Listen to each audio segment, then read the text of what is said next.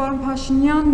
ընտրությունների օրը գիշերը ժամը 2-3-ի կողմերն էր, ես 4-3 ընտրատեղամասում էի Արաբկիրի, քվեատուփի մեջ ծրարների մի մասը չէր բացվել, մեկ էլ տեսնեմ դուք ասուլիս եք տալիս ու ասում եք ժողովուրդ ջան, ես պատմական հաղթանակ եմ տարել, այդ ընտրատեղամասում 1286 ընտրող մասնակցել էր քվեարկությանը, եւս 99 մասնակցել են գոսպիտալի զինվորները, այսինքն ընդհանուր առմամբ 1385 ընտրողի ձայն հաշվի չէր առնվել։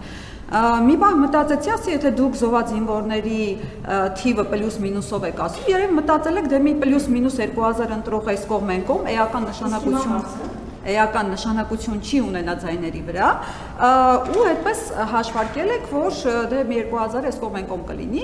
բայց դա համատարած էր, միայն այդ ընտրատեղամասում չէր, ավելի ուշ պարզվեց, որ թիվ 8 ընտրատարածքի բազմաթիվ ընտրատեղամասերում նույնպես ձայների հաշվարկը չէր ավարտվել։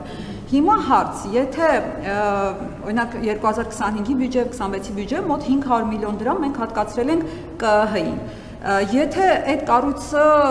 ոչ մի բան չի անելու, դուք եք ամեն հարցի պատասխանը տալիս եւ դուք եք որոշում։ Ինչի ենք մենք ֆիկտիվնի այդ կառույցներին պահում, նույնն իրավապահ համակարգին, երբ որ ամբողջ քարոզարշավի ընթացքում դուք որոշում եք ում բռնել, ում չբռնել եւ այլն, ինչ իմաստ ունի, չարժի արդյոք էկոնոմիա անել 500 միլիոնը եւ դուք ամեն ինչ որոշեք եւ հաջորդ կարևոր ճշտումը, որ ուզում եմ անել, դուք ասել եք, որ եթե սահմանադրական մեծամասնություն չձևավորենք, կլինի աղետալի պատերազմ սեպտեմբերին։ Հիմա հարց 3 ամսից իսկապես պատերազմ լինելու է, թե չէ, դուք գիտեք այդ հարցի պատասխանը, եթե լինելու է, աչք փակվի այս ամբողջ բաների վրա, բոլորի ձայնը միանգամից 0 դարձնենք, որպեսզի չլինի պատերազմ։ Շնորհակալություն։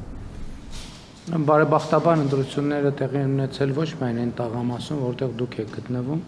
ամբողջ աշխարհում, ժողովրդավարական երկրներում հատկապես, դա սովորական պրակտիկա է, որովհետև կան հարցումներ, կան ընթացիկ քվեարկության հաշվարկներ, կան տեսակարար կշիռներ եւ ի վերջո կան բազմաթիվ ընտրական տեղամասեր, որտեղ արդյունքները ամփոփված են եւ կան բանաձևեր, թե ինչքան կարող է իջնել ընտրական տոկոս։ Մենք հենց իջնելու էլի տեղ ունենք, որպեսզի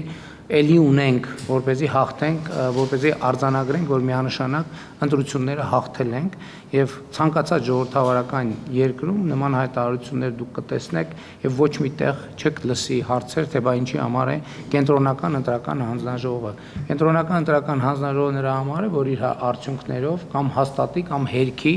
քաղաքական գործիչների արած հայտարարությունները։ Պատերազմի, քանի մենք խաղաղության օրակարգը հետևականորեն շարունակելու ենք եւ սպասարկելու ենք բոլոր հնարավոր միջոցներով եւ պատերազմ չի լինելու է խաղաղություն։